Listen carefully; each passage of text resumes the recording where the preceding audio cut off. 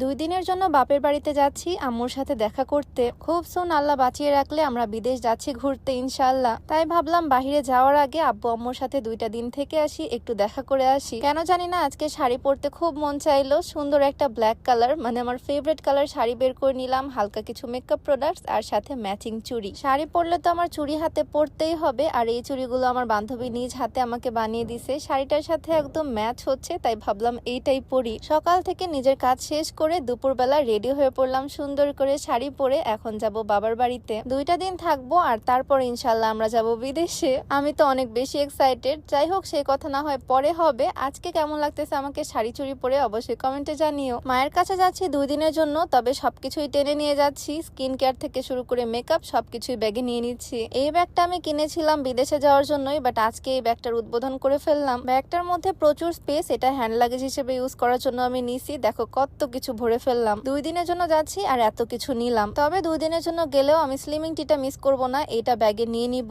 Regular এই slimming টিটা খেলে ওজন তো কমবে, সাথে গ্যাস্ট্রিকের সমস্যাটাও দূর হবে। এই স্লিমিং টিটা তোমরা বিউটি বাই লিম ফেসবুক পেজ থেকে পেয়ে যাবা। পেজটা আমি ডেসক্রিপশনে মেনশন করে দিব, হোয়াটসঅ্যাপ নাম্বারটাও স্ক্রিনে দিয়ে দেওয়া থাকবে। এত বড় একটা ব্যাগ নিলাম, তারপরেও আমার ভ্যানিটি ব্যাগ নিতে হবে। মেয়ে মানুষ বলে কথা, জিনিসপত্রের আমার অভাব নাই। তো ব্ল্যাক কালার একটা ব্যাগই নিলাম। এই ব্যাগটা এখন আমি রেগুলারই ইউজ করতেছি। আগে আমি ব্যাগ ক্যারি করতাম না বললেই চলে, বাট এখন এত জিনিস ক্যারি করতে হয়, ব্যাগ ছাড়া আমি চলতেই পারি না। আজকে আমি তো শাড়ি পরছি আর আমার হাজবেন্ডও সুন্দর একটা পাঞ্জাবি পরছে, একদম আমার সাথে ম্যাচিং করে। দুজন শাড়ি আর পাঞ্জাবি পরে যাচ্ছি ঘুরতে। মানে আমি যাচ্ছি আমার বাপের বাড়িতে আর সে যাচ্ছে তার শ্বশুর বাড়িতে। আজকে তো আমি পুরো ব্ল্যাক হয়ে গেছি, একদম ব্ল্যাক শাড়ি, ব্ল্যাক হিজাব, ব্ল্যাক ব্যাগ, ব্ল্যাক চুড়ি, সাথে ব্ল্যাক হিল। মনে হচ্ছে কালো পরি হয়ে গেছি। আসলে কালো পরি হয়েছি নাকি কালা কাওয়া হয়েছি তোমরাই বলো। যাই হোক, রেডি শেডি হয়ে ফাইনালি বের হয়ে পড়লাম। এত সুন্দর করে আজকে শাড়ি পরে যাচ্ছি, মনে হচ্ছে আমার নতুন বিয়ে হয়েছে। আমাদের বিয়ের প্রায় 2 বছর হতে চললো, তবে আমার ফিলিংস এখনো সেরকমই। মনে হয় 2 দিন আগে বিয়ে করলাম, এখনো সবকিছুই নতুন নতুন লাগে। আজকে আমরা দুজনই ব্ল্যাক আর আমাদের গাড়িও ব্ল্যাক, সবকিছু মনে হচ্ছে একদম ম্যাচিং ম্যাচিং হয়ে গেল। তো বিসমিল্লাহ বলে আল্লাহর নাম নিয়ে রওনা হয়ে গেলাম।